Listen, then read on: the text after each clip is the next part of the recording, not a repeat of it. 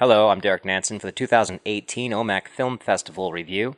Our next movie is going to be Phantom Thread, starring Daniel Day-Lewis, Leslie Manville, and Vicky Krieps. It's directed by Paul Thomas Anderson.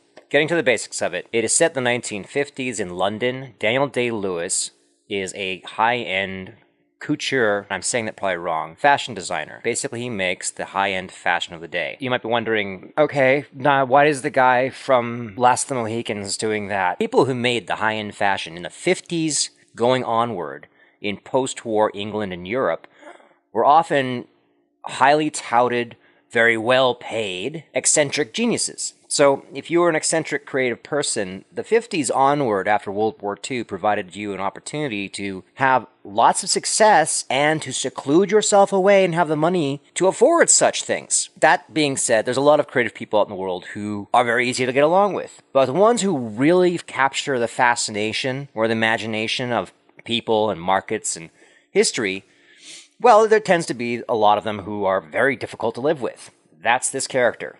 He's very interesting, very creative, very, very hard to get along with. So you might not be sold yet. You might be going, well, why do I want to see this? Consider for a moment Daniel Day-Lewis. The man's been acting for, I believe, 47 years now. Basically, every movie he's done, he uses this technique called method acting, where he gets so entrenched in the character and the role that he has to take a couple years off in between parts. And you might be going, well, anybody can act. No, he really pours himself into it.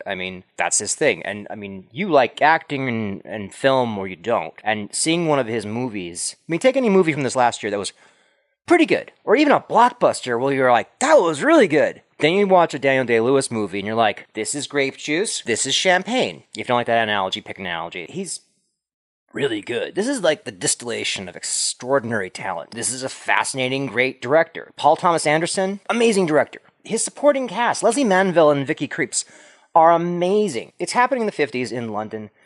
You've got an eccentric genius. He has had a problem where he's not just eccentric, he's eccentric to the point of paranoia.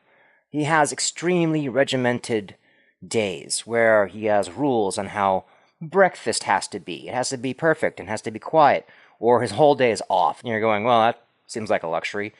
Oh, yes, everything about this is luxury. This character basically feels cursed at love, has great success, wealth, can afford his rather strange lifestyle. Beauty and the Beast. That's a good comparison here. Think of him as kind of the Beast. Not beastly, but kind of holed up in his castle, or his house, his very, very nice house. And then he decides, in this case, he goes out to the countryside, and he meets this young lady who's a waitress. And as he has in the past, he becomes very enamored with her, and he starts seeing her, showering her with gifts.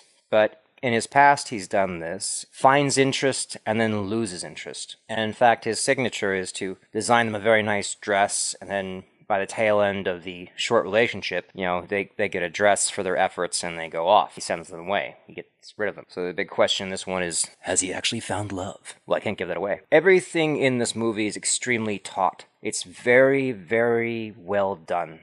It's not just that the lines are good. It's not just the story's good. Especially a period piece like this about a dressmaker can be so engaging. A really good story is so engrossing that you can have almost any subject matter.